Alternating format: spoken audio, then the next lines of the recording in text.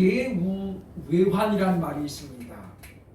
안과 밖에서 계속해서 어려운 일이 발생하는 그와 같은 상황을 일컫는 말이기도 합니다. 초대교회가 어쩌면 그랬습니다. 밖으로는 로마인들의 지배를 받았고 안으로는 또 유대인들의 공격을 집중적으로 받았습니다. 그런가 하면 개종한 유대인들도 여전히 과거의 유대교의 전통을 못 버리고 교회 와가지고 계속해서 할례를 주장하고 이렇게 보면 유대인으로서의 어떤 역할을 강조했기 때문입니다. 그것은 당시 초대교회의 지도자였던 베드로도 마찬가지였다라고 하는 것입니다. 베드로와 같이 보면 안팎으로 계속해서 고난을 당했지요. 유대교의 계속적인 견제를 받아가지고 감옥에도 가기도 하고 매도 맞기도 하고 공개적으로 그 유대교의 장로들이 너희는 더 이상 예수를 전하지 마라 그러면서 협박을 해가지고 매를 맺받고 놓아보이는가 하는 그런 일이 있었는가 하면 또 사도행전 11장에 보면 베드로가 기도하던 중에 환상을 보잖아요. 내 보자기 귀퉁이에 뭔가가 여러 가지 들어있는데 보니까 부정한 것, 정한 것들이 섞여 있는 거예요. 근데 말씀이 들려오기를 받아 먹으라 그런 거죠. 베드로가 말합니다. 나는 여태까지 부정한 것은 먹어본 적이 없습니다. 근데 3번이나 그 음성이 들려오더니 보자기가 위로 올라가는 거예요. 그리고 기도가 끝났는데 마침 어떤 사람이 와가지고 베드로를 찾습니다. 우리는 가이사랴에 있는 고넬료 집에서 왔는데 우리 주인 고넬료가 당신을 모셔오라 합니다. 그래서 이제 베드로가 성령의 지시함을 따라 가이사랴에 있는 고넬료 집에 가가지고 예배를 드리고 성령이 임재하는 걸 보게 되죠. 그런 다음에 이제 고넬료가 식사 대접을 했어요. 그런데 그 일이 예루살렘에 와보니까 소문이 확 퍼져 있는 거죠. 그래서 개종한 유대인들이 베드로에게 이렇게 따집니다. 사도행전 11장 2절로 3절에 보면 너희가 어찌하여 무할례자의 집에 가서 함께 먹었느냐 그러면서 베드로를 공격하죠. 그래서 베드로가 11장에 보면 성령의 자격이 있었던 일들을 쫙 설명하면서 그들에게도 우리에게와 똑같은 성령이 임하였더라. 그들도 성령을 선물로 받았다라고 얘기하게 됩니다. 그랬더니 그들이 이제 그제서야 시몬 베드로의 말을 듣고 수긍하게 되죠. 그러니까 이런 일들이 한두 번이 아니었고 또 유대인들의 공격을 받은 적도 한두 번이 아니었습니다. 그러다 보니까 자라보고 놀란 가슴 솥듣고 보고도 놀란다고 하죠. 이게 베드로에게 이것은 하나의 좀 트라우마처럼 쌓여져 있는 거예요. 그러다가 오늘 본문의 모습이 지금 등장합니다. 안디옥에서 있었던 일을 오늘 본문에 소개하고 있죠. 이게 지금 바울이 베드로를 공개적으로 찬방하는 그런 모습이 소개가 됩니다. 사실 이것은 결코 아름다운 모습은 아니지요. 왜냐하면 까마득한 후배가 대선배를 그것도 공개적으로 지금 뭐예요? 요즘 말로 하면 까는 거예요. 까는 거. 이것은 질서상의 문제가 있는 것인데 그럼에도 불구하고 바울의 입장에서는 그렇게밖에 할 수 없는 이유가 오늘 성경에 소개가 되고 있습니다. 왜 우리가 사람을 바라보면 실패할까요? 오늘 본문은 사람을 바라보던 베드로의 실패를 지금 우리에게 소개합니다. 마치 풍랑을 만나실 때에 예수님을 바라보고 물 위를 걸었던 베드로가 예수님 바로 뒤에 있는 큰 풍랑을 바라봤을 때 물에 빠져들잖아요.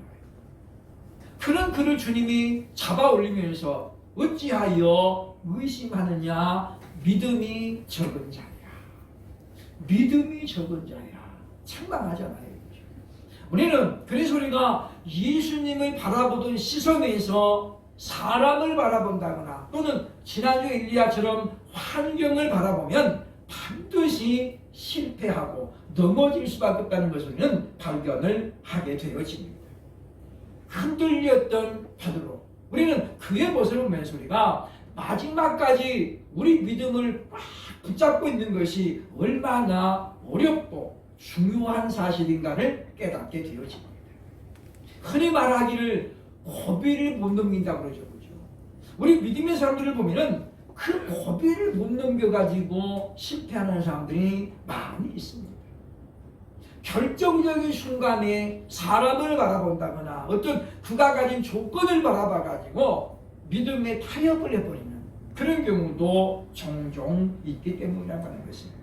우리는 오늘 말씀을 통해서 과연 베드로가 사람을 의식하고 사람을 바라보았을 때에 이런 실패가 있었는가를 생각하고 왜 우리가 사람을 바라보면 안 되는지 함께 답을 찾아보고 우리의 삶 속에서 다시 한번 상고시키는 그런 시간이 되어야 할 것입니다. 왜 우리는 사람을 바라보면 안 될까요? 첫째로 오늘 보면 11절 11절에 보면 담대함을 잃게 되기 때문이라고 말씀합니다. 시몬 베드로는 참으로 담대한 믿음의 사람이었습니다. 왜냐하면 사도행전 4장에 보면 베드로가 끌려가가지고 유대인 장로들에게 모멸을 당하잖아요. 뇌를 빠지면서 모멸을 당합니다. 근데 그들이 베드로를 내어보내면서 이야기하죠. 너희는 다시는 예수 부활을 전하지 말라. 근데 베드로가 이렇게 말합니다. 사도행전 4장 19절 보면 베드로 요한이 대답하여 이르되 하나님 앞에서 너희 말 듣는 것과 사람 앞에서 우리가 하나님 말씀 듣는 것 어느 것이 옳은지 판단하라. 그래서 뭐라고 해요? 우리는 보고 들은 것을 말하지 않을 수 없다. 매를 맞으면서도 베드로는 조금도 불하지 않습니다. 얼마나 담담합니까? 믿음으로 충만할 때 예수님만 바라볼 때는 우리는 이와 같이 담대한 사람이 될 수 있습니다. 근데 오늘 본문에 보면 이 베드로의 모습은 전혀 그렇지 않습니다. 오늘 본문의 내용은 바로 이런 내용입니다. 베드로가 안디옥에 갔을 때에 여기서 말하는 안디옥은 피시디 안디옥을 말합니다. 예루살렘에서 북쪽으로 쭉 올라가가지고 왼쪽으로 이제 꺾어지면 유럽이죠, 그렇죠? 꺾어지는 이 기역자 여기에 지금 피시디 안디옥 교회가 있어요. 여기서 왼쪽으로 가면 이제 수리아 안디옥 교회가 있죠. 즉 바울과 바나바가 세운 교회 수리아 안디옥 교회. 그래서 우리가 선교의 요람 그러면 수리아 안디옥 교회를 이야기하는 겁니다.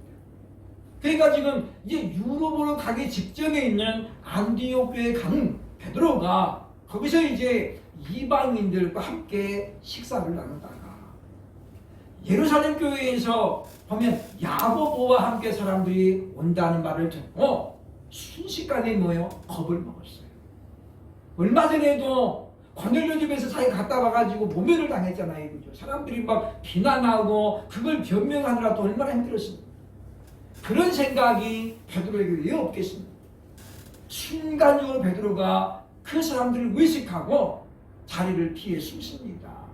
그랬더니 베드로만 숨는 게 아니라 이때 보니 개종한 유대인들과 함께 바나바까지도 순간적으로 유혹돼가지고 외식하는 자가 되었다라고 오늘 성경이 우리에게 알려주고 있다고 하는 것입니다. 그러므로 이런 모습을 보면서 우리는 베드로가 지나치게 지금 누구를 의식한 거예요? 유대인들을 의식한 거예요. 또 야단맞으면 어떡하지? 또 책망받으면 어떡하지? 이런 어떤 감정 갈등 때문에 순간적으로 믿음의 담대함을 잃어버립니다. 지금 베드로가 안디옥에 온 것은 놀러 온 게 아니잖아요. 여행 온 게 아닙니다. 성령의 인도함을 따라 지금 안디옥 교회를 순찰하러 온 거예요. 그죠? 성도들이 믿음에 얼마나 굳게 서 있는가? 이 교회에 다른 분이 없는가? 당시 사도 베드로가 일찍 예루살렘 교회 당회장을 내려놓은 것은 바로 순회 선교를 위해서입니다. 그러니까 베드로가 예루살렘 교회 하나에 묶여 있는 것보다는 그 주변의 여러 교회들을 탐방하면서 가서 축복해주고 말씀을 전해주고 이것이 훨씬 더 교회들을 위한 유익이었기 때문에 야고보에게 담회장을 물려주고 베드로는 지금 이제 순회 선교사가 되는 거예요. 그런 그에게 야고보가 온다고 하니까 혼자 오는 게 아니잖아요. 많은 유대인들이 대동에 왔습니다. 우리는 본문을 통해서 이와 같이 아무리 시몬 베드로라 하더라도 오늘 본문에 게바가 안디옥에 이르렀을 때에 이렇게 말하죠. 사도 바울이 왜 베드로라고 안 하고 게바라고 했을까요? 베드로는 헬라어이고 게바는 히브리어입니다. 그러니까 이 베드로는 바울은 자신이 정통 이스라엘 사람인 걸 강조하기 위해서 히브리어를 자주 썼어요. 그렇죠? 그러니까 무슨 이야기냐면 게바가 파트로스죠. 그렇죠? 베드로 뜻을 번역하면 반석이란 말이죠. 큰 바위 반석이란 뜻인데 일부러 지금 뭐예요? 히브리어로 게바라고 불러주는 거예요. 그러니까 나도 전통 유대인이고 너도 전통 유대인이다. 그런 이야기죠. 그러면서 지금 베드로를 통해서 실망스러운 모습을 바울이 보게 되어지는 것입니다. 그러므로 사랑하는 여러분이요, 우리가 주님을 바라보다가 사람을 의식하게 되면 우리 담대함이라는 것은 사라지고 갑니다. 얼마 전에도 이제 꽤 됐습니다만은 큰 대형 교회 어떤 유명 인사가 찾아왔죠. 그죠? 담임 목사님이 개인적으로 굉장히 친밀한 분이에요. 그렇다 하더라도 이분이 예배 시간에 뭐요, 그분을 막 띄우면서 막 자랑을 막 했잖아요. 그죠? 그게 오늘날은 예배 영상이 다 유튜브로 촬영되니까 다 띄워지는 거예요. 이게 뭐냐? 사람을 바라보는 거예요. 아무리 유명인, 아니 대통령이 오더라도 예배의 중심은 누구예요? 오직 하나님뿐입니다. 예배가 끝난 다음에 간단하게 소개를 한다거나 그럴 수는 있어도 예배 중에 여기 지금 누가 오셨습니다. 그러면서 하게 되면 뭐예요? 그건 예수님 주님으로부터 시선 어딜까요? 사람에게로 확 쏠리는 그 예배는 하나님이 절대 안 받으십니다. 왜냐? 이미 성도들의 시선이 누구에게 있는 거예요? 그 사람에게 있는 거예요. 야, 우리 목사님 참 대단하네. 어떻게 저분이 오셨을까? 사람들은 이런 것을 자꾸 의식하게 되고 그런 것들을 또 교회 부흥의 방편으로 이용하기도 합니다. 실제로 우리나라 교회는 그래서 유명인이 출석하면 교회의 성도수가 갑자기 늘어나는 것을 우리는 보게 되어집니다. 우리 선배 목사님 한 분도 교회 안수 집사가 군수에 나가가지고 당선이 됐습니다. 이 군수가 당선돼가지고 주일되니까 군청의 직원들이 여러 명 따라오는 거예요. 뭐 하려고요? 잘 보이려고. 우리 군수님 눈도장 찍어야지. 그래서 뭐예요? 교회 안 다니는 사람들이 군수님 따라가지고 오는 거예요. 교회가 갑자기 어떻게 막 부흥이 되는 거예요. 그 전에는 물론 큰 교회였습니다만은 군수가 되고 나니까 군청의 직원들이 오니까 동네 사람들도 얼굴 보려고 오기도 하고 좀 친해지면 민원을 할 때도 여러 가지 일이 있으니까 사람들이 모여오는 거예요. 그리고 나서 다음에 지자체 선거할 때는 다른 큰 교회에서 이 군수를 빼가려고 얼마나 경쟁이 벌어졌는지 몰라요. 결국 이분이 더 큰 교회로 옮겨갔어요. 그죠? 어떻게 됐을까요? 이분 따라왔던 사람들이 다 따라갔어요. 그리고 그 다음 지자체 선거 군수에서 똑 떨어졌어요. 그러니까 생각하는 겁니다. 이분들은 자기가 능력이 있어서 내가 열심히 해서 단 걸로 알아요. 근데 아니었어요. 처음으로 군수 나가니까 교회가 어떻게 하겠습니까? 목사님부터 성도들이 전폭적으로 기도한 거죠. 하나님, 우리 교회 집사님 꼭 군수 되게 해주세요.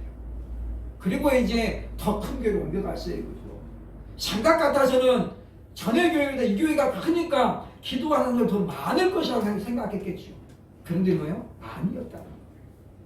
숫자적으로는 차이가 있지만은 자금위는 어떻습니까? 간절하게 기도해 주는 거예요.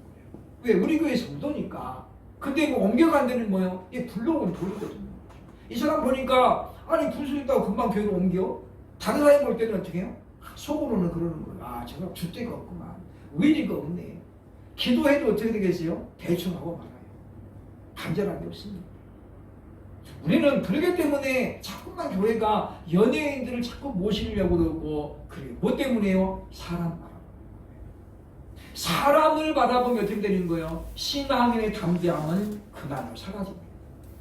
그러므로 우리는 이 말씀을 해주니까 지나치게 우리가 사람을 의식하고 그 사람이 가진 어떤 권세, 그 사람이 가진 외적인 어떤 배경을 우리가 바라보면 믿음은 절대 자라지 않습니다. 둘째로 왜 우리가 사람을 바라봐서 안 될까요? 12~13절에 보면 말합니다. 다른 사람에게도 영향을 미치기 때문입니다. 본문 13절에 말합니다. 남은 유대인들도 그와 같이 외식함으로 바나바도 그들의 외식에 유혹되었느니라. 바울이 지금 안타까운 건 뭐냐면 바로 이 부분이에요. 베드로 혼자 그냥 숨었으면 괜찮은데 베드로가 놀래서 숨으니까 뭐예요? 함께 봤던 유대인들 그리고 바울에게 바나바는 굉장히 고마운 사람이지 말이죠. 왜냐? 바울이 사울이었을 때에 얼마나 많은 믿음의 사람들을 핍박했습니까? 그가 다메섹으로 가던 중에 예수님을 만났죠. 그래서 바울이 완전히 변했어요. 이게 사울을 버리고 바울이 됐잖아요. 큰 자라는 뜻의 사울에서 작은 자라는 바울의 이름을 바꿉니다. 자기는 주님 보시기에 너무 삐약한 작은 자랍니다. 그런 그를 예루살렘 교회에 갔더니 아무도 안 믿어주는 거예요. 저 사람이 지금 위장하고 왔다. 우리 교회를 핍박하려고 지금 거짓으로 믿는 척 왔다라고 안 믿어주는 거예요. 왜 안 그러겠습니까? 당연히 그러죠. 아니 엊그제까지만 예수 믿어 잡아 죽이고 막 누구 스데반이 돌에 맞아 죽을 때도 죽여라 그랬던 사람이 며칠 만에 나 이제 예수 믿습니다 이러고 왔으니까 누가 믿겠어요? 정상적으로는 아무도 못 믿습니다. 그런데 그때에 바나바가 등장합니다. 그리고 뭐를 서는 거예요? 보증을 서는 거예요. 이 사람은 내가 신뢰할 수 있습니다. 당시 바나바는 권위자라는 뜻을 가지고 있었는데 예루살렘 교회가 사도들만큼이나 존경하는 사람이었어요. 그래서 다른 사도들도 바나바가 보증하니까 바나바가 신뢰하니까 함께 어떻게 이제 믿어주는 거죠. 그래서 형제로 받아주는 겁니다. 그러니까 이 바울에게 바나바는 굉장히 고마운 사람이고 존귀한 사람. 그런데 그 바나바까지도 지금 어떻게 지금 베드로의 영향을 받아가지고 어떻게 해서 외식하게 된 거죠. 우리는 여기서 외식이란 말이 무슨 뜻인가를 좀 살필 필요가 있습니다. 외식이란 말은 밖에 나가서 먹는다는 게 아니에요. 저 사람 맨날 외식하는 그게 아니고 외식하다는 말은 원문으로 보면 휘포크리세이라는 휘포크리세. 그래서 이 5번이 있어 5번이.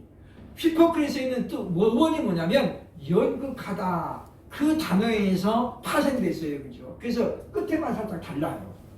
사전에 보면 이 뜻입니다. 연극, 위장, 위선 또는 위선자라는 뜻이죠. 그러니까 외식이란 말은 뭐예요? 위장하는 거, 위장하는 거. 속과 안이 너무 다른 거죠. 그죠? 그러니까 집에서는 그냥 폭군인데 밖에 나가서 뭐예요? 신사되는 사람. 이런 사람들이죠. 그죠? 그러니까 보면 신앙과 생활이 완전히 다른 사람. 누구였습니까? 바리새인들과 사두개인들이었어요. 그래서 예수님께서는 바리새인과 사두개인들에서 늘 그랬잖아요. 이 외식하는 자들아 너희에게 화 있을진저. 무슨 말이에요? 위장한다는 거예요. 믿음이 없는데 믿음이 있는 것처럼 예수님도 안 사랑하는데 사랑하는 것처럼 하나님의 계명도 안 지키면서 지키는 것처럼 어디서만 지켜요? 회당 안에서만 지키는 거예요. 안식일에만 지키는 거예요. 나머지는 뭐예요? 다 똑같이 살아요. 그래서 이 외식이란 말은 굉장히 나쁜 말입니다. 근데 지금 어떻게 했다는 거예요? 지금 이 한순간에 베드로와 함께 있던 무리들이 이와 같이 뭐버리 위선자가 되고 위선자. 막 주님 사랑합니다. 그런 사람들이 뭐예요? 그 순간에 뭐예요? 그 사랑이 싹 식어지고 어떻게 딱 전혀 딴 사람이 버린 거죠. 그래서 베드로 한 사람의 이와 같은 행동은 거기 모인 모든 무리에게 뭐 영향을 미쳐버려요. 코로나19 바이러스가 왜 무섭습니까? 그 영향이 너무 크잖아요. 5만 명이 넘어갔습니다. 10만 명 돌파도 가능해 보인다라는 그런 지금 예측이 있습니다. 그 어떻게 보면 참 보면 그 관측한 대로 돼가더라고요. 그죠? 아마 10만 명 발표도 할 수 있을 것 같다는 생각이 듭니다. 어쨌든 우리가 이런 현상을 보면서 우리는 선한 영향력이 있고 나쁜 영향력이 있다를 발견하게 돼요. 근데 우리 사람의 인간성은 죄성에 오염되어 있기 때문에 선한 일은 잘 안 따라합니다. 그런데 나쁜 영향은 쉽게 받죠. 쉽게 받습니다. 그래서 아이들도 보세요. 어린아이 보세요. 그죠? 못된 것은 금방 따라가요.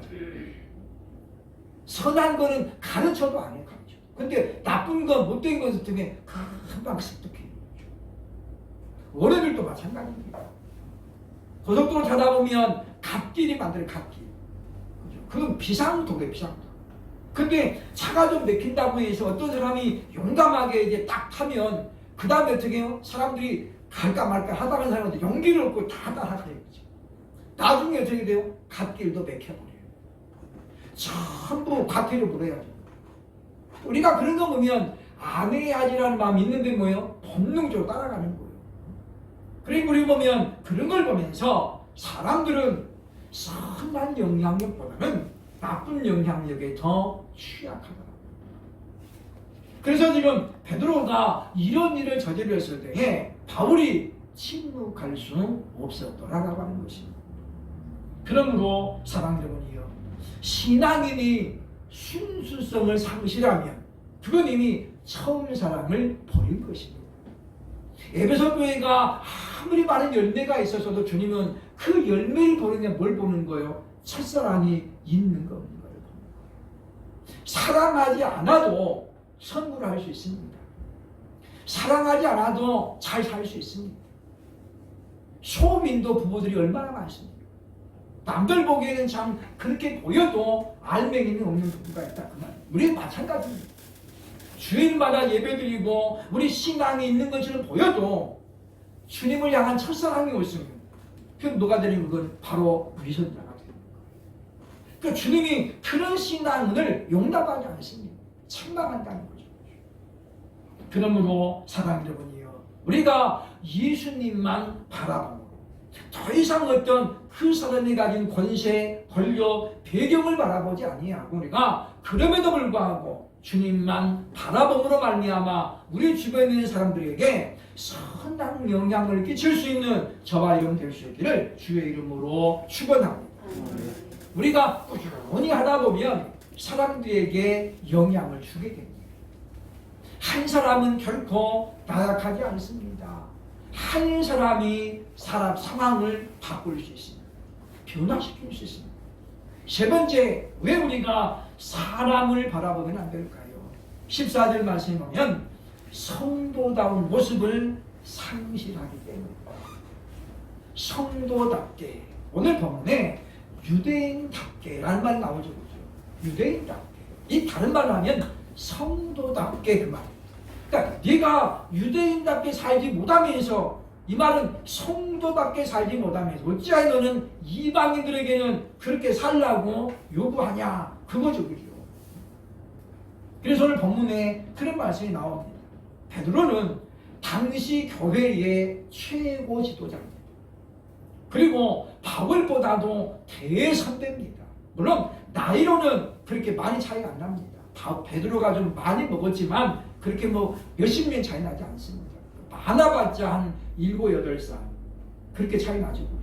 왜냐? 당시 베드로는 이미 가정을 가지고 있었고 바울은 총각이었잖아요. 그죠? 그러니까 보면 그러나 또 바울이 먼저 죽어요. 그죠? AD 67년에 바울이 먼저 순교당하고 68년에 베드로가 순교당합니다. 그러니까 연령으로 보면 그렇게 많이 나지는 않지만, 그러나 뭐예요? 영적인 어떤 질서에 있어서는 베드로가 더 선배죠. 그는 교회의 창설 멤버잖아요. 12사도 중에도 으뜸가는 사도입니다. 그런 것을 바울이 모를 리는 없죠. 그럼에도 불구하고 본문에 보면 이렇게 말합니다. 내가 시몬 베드로를 책망하였노라. 11절에 보면 내가 그를 대면하여 책망하였노라. 이게 무슨 이야기예요? 대놓고 책망했다는 거예요. 앞에 대놓고 했다는 거죠. 그것도 뭐예요? 많은 사람들이 보는 앞에서. 그러니까 어찌 보면 굉장히 베드로에게는 뭐예요? 모멸감을 준 거죠. 망신 준 거예요. 그러면 바울은 왜 그렇게까지 했을까요? 바울이 그냥 원래 무대꼽니까? 원래 그 사람이 그런 분이 아니에요. 왜 그러느냐? 이유는 한 가지. 바로 일벌백계죠. 사도행전 5장에 나옵니다만은 아나니아와 삽비라가 교회가 지금 뭐 어떤 운동이 나왔습니까? 땅을 팔아가지고 그냥 교회에 내놓는 거예요. 어려운 성도들이 고아와 과부들이 많으니까 다 나눠서 모두가 다 풍성해지는 거예요. 그래서 아나니아와 삽비라 부부도 거기 감동해가지고 땅을 팔았어요. 그죠? 그리고 하나님께 드리려고 했더니 순간적으로 뭐예요? 아까운 마음이 되는 거예요. 그래서 그 중에 얼마를 감추고 베드로에게 가져가지고 베드로가 물어봐요. 그죠? 이게 다냐? 이미 성령의 지시함을 받아 베드로는 알고 있는 거예요. 근데 어떻게 삽비라가 뻔뻔하게 아나니아가 얘기해가지고 이게 답니다. 그리고 어떻게 바로 숨이 끊어져요. 뒤에 삽비라가 따라와가지고 똑같이 해가지고 그죠? 베드로가 물어봅니다. 이게 다냐? 삽비라도 부부일신 동체라고 그러죠. 그럴 때만 부부일신 동체예요. 결국 어떻게 해요? 일벌백계로 그 두 사람이 다 죽습니다. 왜 하나님은 처음인데 한 번인데 안 봐주고 그랬을까요? 일벌백계 때문에.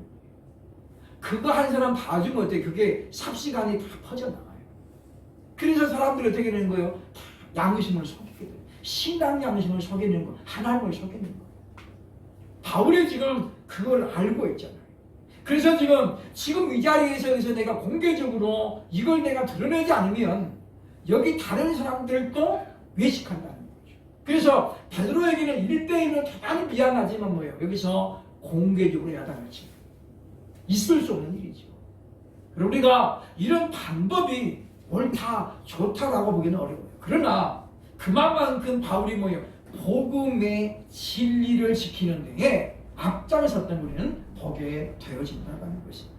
그래서 말합니다. 그들이 복음의 진리를 따라 바르게 행하지 아니함을 보고 이거죠. 그러니까 다시 말하면 성도답게 행하지 아니함을 보고 그 말이에요. 그러므로 사랑하는 여러분이요. 우리가 같은 신앙인들끼리 도덕적으로 윤리적으로 책망받을 거 있을 수 있습니다. 그러다 우리가 책망하면 안 돼요. 그러니까 본문에 나온 것처럼 복음의 진리를 따라가지 않을 때 우리가 야단처럼 따끔하게 해야 되죠.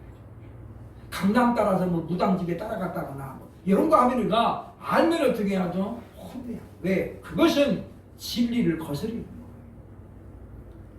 그럼 우리가 보면 오늘 본문에 우리는 이제 구별을 해야 되죠. 우리가 사도 바울처럼 그렇게 항상 충만할 때가 아니잖아요. 그럼 우리가 방법은 고려해야 되지만은 성도라는 단어가 성경에 약 100번 나옵니다. 100번. 많이 나오죠. 그렇죠? 성도가 무슨 뜻입니까? 하기오이란 말, 하기오이. 이게 번역하면 구별된 물이란 뜻이죠. 하기오스가 거룩하다 그 말이죠. 번역하면 뭐예요? 구별하다. 그러니까 하기오이니까 복수형이잖아요. 그죠? 구별된 물이라는 뜻이에요. 구별된 물. 무엇과 구별돼야 돼요? 안 믿는 사람과 구별돼야 돼요. 세상 사람과 구별돼야 돼요. 뭘로요? 성경책 들고 다니는 걸로요? 아니에요. 그게 아니고 우리의 삶에서 언행을 통해서 구별돼야 되죠. 남들이 똑같이 막 새치기 하고 막 욕한다고 해서 같이 하면 어떻게 돼요? 그 안성도예요, 안성도. 그럴지라도 언행을 고수하고 한 번 좀 양보하고 배려하고 그러면 사람들이 처음에는 어떻게 했어요? 야, 저 사람 뭐지? 이렇게 보는 거죠. 그리고 관심을 갖고 봅니다. 아, 저 사람은 예수 믿는 사람이구나. 그래서 뭔가 좀 나하고 달랐구나. 이렇게 보는 거예요. 그러면 뭐가 되는 거예요? 복음 증거에 유리함이 있습니다. 우리가 밖에 나가면 믿는 사람인지 안 믿는 사람인지 어떻게 압니까? 모르죠. 우리 나 크리스찬 써 있는 것도 아니고 우리가 뭐 이름표 달고 다니는 아니잖아요. 어떻게 알습니까? 우리의 행위를 통해서, 우리의 말과 행동을 통해서 드러내야 된다는 것입니다. 그러므로 우리는 오늘 본문에 보면 유대인답게, 즉 성도답게 살려가는 그와 같은 모습이 우리에게 반드시 필요합니다. 이것은 우리가 사람을 바라보면 안 된다. 예수님을 바라보고 주님 말씀하죠. 나를 따라오라. 우리가 예수님을 따라가는 삶을 살 때에 예수님이 우리의 푯대가 돼야 돼요. 푯대만 바라보고 따라가면 됐으니까 초행길도 갈 수 있습니다. 우리나라 도로의 이정표는 세계적인 수준이라고 말하죠. 이정표가 굉장히 잘 세워져 있습니다. 지난주 월요일에 제가 강원도에 갔다 왔습니다만은 강원도 가는 길이 많이 도로가 많이 뚫렸어요. 그죠?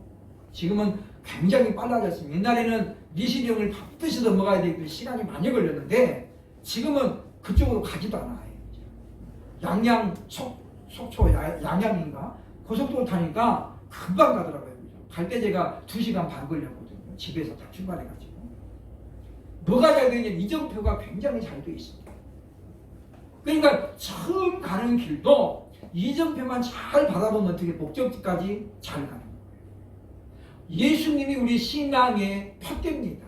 그럼 우리가 푯대에 계신 예수님을 바라보고 따라가면 성도다운 성도, 그야말로 온전한 예수 그리스도를 닮아가는 그런 삶이 될 줄로 믿습니다. 아멘. 그러므로 우리는 지나치게 우리가 사람을 인식하거나 사람을 의식해가지고 남의 눈치 보고 이래가지고 우리가 절대로 안 된다는 것을 분명히 기억하고 우리는 저와 여러분이 성도답게 살아가기 위해서 오직 예수님만을 바라보고 그 예수님의 시선을 우리가 놓치지 않으려고 힘쓰고 애씀으로 그러므로 선한 영향력을 끼칠 수 있는 저와 여러분 될 수 있기를 주의 이름으로 축원합니다. 아멘. 기도하겠습니다.